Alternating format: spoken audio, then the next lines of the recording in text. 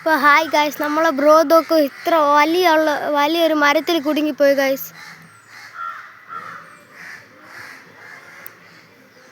കണ്ട അവിടെ ഒരു പൂച്ചക്കുട്ട ഇരിക്കണം.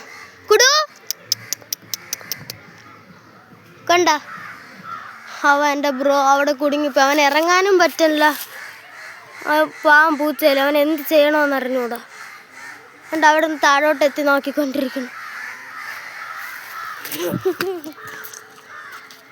കുടു